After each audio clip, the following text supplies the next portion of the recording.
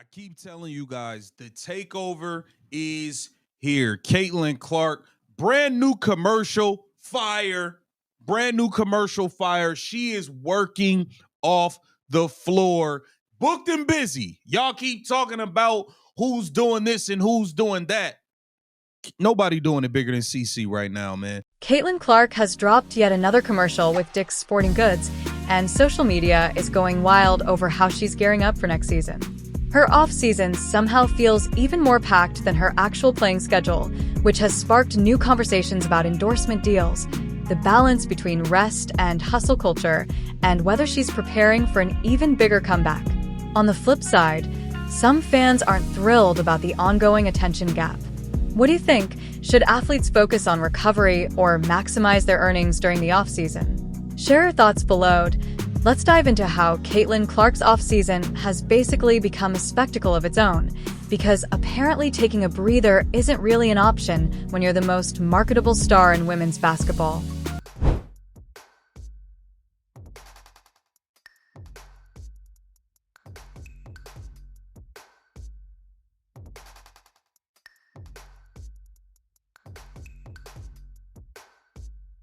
Her latest project is another commercial, this time with Dick's Sporting Goods, and it's getting fans excited about her return while also raising concerns about whether she's actually getting the downtime she needs after last season's grind. The ad shows her putting in work on what looks like a high school gym floor, likely symbolizing where her journey began.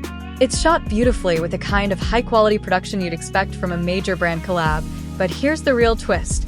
This isn't some one-time promo drop. It's part of a consistent trend where her off-season is loaded with commitments, just like her regular season was. Photo shoots, commercials, sponsorship deals, public appearances, and promotional events are filling up her schedule so much that people are seriously asking when she's supposed to rest. Last season took a toll on her physically. She was dealing with an ear issue that even affected her play late in the season. Everyone assumed this off-season would be her chance to fully recover and come back sharper, but instead it feels like she's simply swapped games for back-to-back brand shoots. Focused up and rehabbing and training. You think she's not getting ready to humiliate these ladies on the floor next year? They got away with one this year. They got away with it this year. It's not going to happen next year. The ironic part is that one of the biggest criticisms Caitlin faced last season was that she simply never stopped grinding.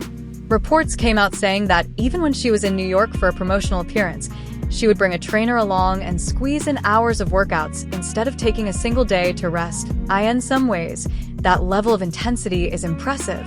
It reflects her commitment and unmatched work ethic. But it can also raise concerns, because rest is just as crucial as training when you're talking about long-term performance and avoiding injuries. Your body needs downtime to rebuild. Your mind needs space away from constant pressure. And burnout is very real, even for athletes with the strongest drive.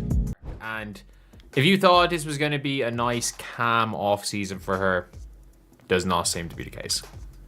It does not seem to be the case that is going to be a calm off-season off the court, because it genuinely seems like it is. It's equally as busy as last year. The WNBA's 8-month offseason is actually a huge advantage compared to what Caitlin had in college. Back then, players would get maybe 3 or 4 months off before jumping right back into the grind. And even then, the competition level made it possible to take things slow during non-conference games and gradually work back into peak form. Iowa could breeze through early matchups without Caitlin needing to go all out every single night. But in the pros, there's no such thing as cruising. By the second game, you've got someone like Renee Howard pressing you full court. You're dealing with Natasha Cloud and the Liberty's defensive pressure from the very start. There's zero warm-up period. Every game is intense. Every possession matters. And that's exactly why the 8-month break should be used for real rest and recovery, not packed with non-stop appearances and brand commitments week after week. Obviously, it was a massive bummer when Caitlin Clark missed as much of the season as she did. It still feels like a massive bummer. I think that image of her with the towel over her head is entrenched in the minds of many. Just sadness, right? It's like the end of Empire Strikes Back or something. But after that, you need Return of the Jedi. And one thing I've been thinking about and seeing a little bit when it comes to the campaigns that have rolled out around Caitlyn are how they could really coincide with the comeback. The commercial itself is put together really well. Instead of placing Caitlyn in some overly polished studio, it shows her training in a realistic, everyday gym environment. The Caitlyn's Court branding makes it clear that Dick's Sporting Goods is trying to build a narrative around her roots and her connection to the game at its most basic, grassroots level. It's a smart marketing move because it highlights her relatable appeal, even though she's one of the most gifted players on the planet. She's not depicted as an untouchable superstar. She's shown putting in work in a normal gym, the same kind of place young fans watching at home might use themselves. But behind the authenticity of the commercial lies a bigger question. How much is Caitlyn actually prioritizing her physical recovery? She's been showing up at fever events. She's filming commercial projects. She's staying extremely active on social media. And she's consistently delivering on all her sponsorship commitments. That's fantastic for her brand and her earnings. But is it just as good for her body and her mental well-being? There's a reason athletes in other major sports take real vacations and go completely off the radar during their off-seasons. They understand that recovery isn't only physical. Mental reset is just as important, and you can't ignore the financial angle here. The endorsement money Caitlyn is earning is on a completely different level compared to her WNBA salary. It's staggering. Her Nike contract by itself is worth more than she'll earn in several years of playing professional basketball. So when a company like Dick's Sporting Goods offers another major commercial opportunity, it's almost impossible to turn down that kind of paycheck. Her playing career has a limited lifespan, maybe 10 to 15 years if she stays healthy and continues performing at an elite level. From a business standpoint, cashing in while she can makes perfect sense, even if it might slightly impact her on-court performance. What's interesting is that the criticism claiming she needs to spend more time in the gym is actually outdated. If anything, last season showed she was pushing herself too hard, not too little. She trained nonstop, rarely took actual rest days, and pushed her body beyond what's realistic for full season and playoffs. Those stories about her flying to New York for promotional events and still bringing a trainer to squeeze in hours-long workouts. That's the behavior of someone who doesn't know how to hit the brakes. That obsessive mentality is part of what made her great, but it could also shorten her career if she doesn't learn how to balance work with recovery. This is where the comparison to her college days matters. At Iowa, she could get away with that pace. The competition wasn't as intense every single night, and the shorter schedule meant she didn't need to maintain peak performance for as long. But the WNBA is a completely different level. 34 regular season games plus the playoffs, all against the best players on the planet. Many of the players in the league are older and more experienced at pacing themselves through a long season. Caitlyn is learning that lesson the hard way, and hopefully this offseason is giving her a real chance to adopt smarter recovery strategies. It's wild to think that we haven't seen a fully healthy Caitlyn Clark since September 2024. That's 14 months ago. The last time fans saw her at peak form was when she was dropping 27-point triple-doubles against the Sparks or putting up 25-9 against Connecticut, nearly leading the Fever to a playoff upset. That version of Caitlyn Clark is what everyone is eager to see again, but it won't happen unless she actually rests and lets her body heal. The upcoming Team USA opportunity is massive. It will be the first time in almost a year that fans can see her competing 5-on-5 at full health, assuming she spends the off-season focusing on recovery instead of exhausting herself with non-stop promotional work.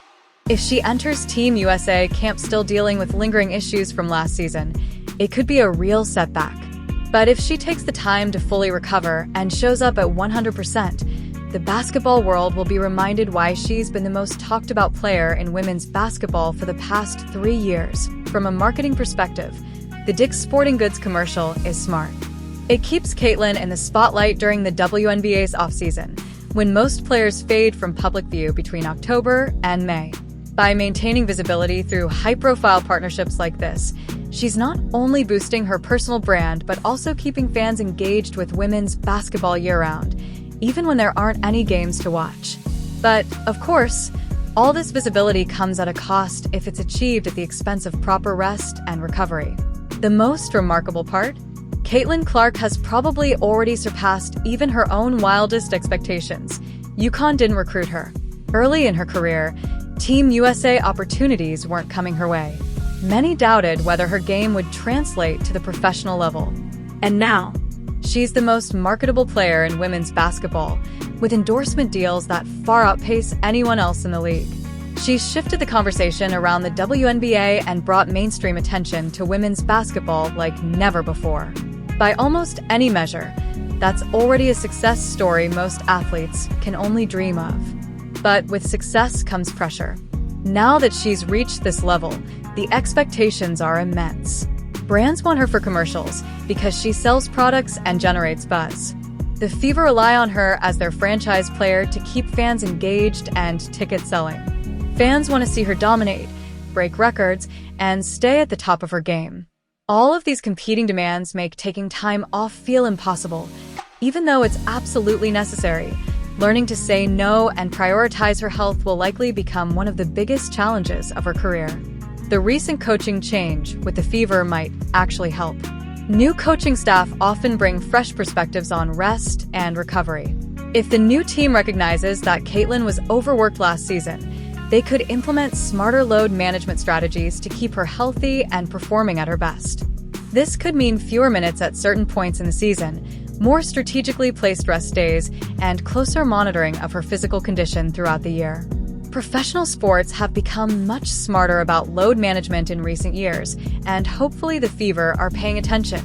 The reaction to this commercial also highlights just how invested fans are in Caitlin's success. People aren't only excited about the ad itself, they're excited about what it signals, her preparation for next season. Fans want to see her come back stronger than ever, dominate the league, and prove that last year's struggles were simply growing pains, not a limit on her potential. That kind of fan investment is powerful, but it also brings intense pressure that can be difficult to manage. Some players in the league are probably watching all this attention and feeling frustrated. Angel Reese, for example, had a strong rookie season with her own endorsement deals, yet the gap in visibility between her and Caitlin is enormous. That's just the reality of sports marketing. The most marketable athletes generate the most attention, sell the most merchandise, and drive the most viewership. It's not necessarily fair, but it's how the system works, and it can create resentment. The question of whether Caitlin has earned enough to never work again is interesting, but likely premature. Yes, her endorsement deals have made her millions, but lifestyle inflation is real. Taxes take a big chunk, and even $10 million isn't as much as it sounds when you're planning for 50-plus years of life after basketball. She's set up well financially, but she's not at never work again status yet, at least not without extreme discipline in managing her earnings. That's why continuing to maximize income during her playing career makes sense, even if it complicates her rest and recovery schedule.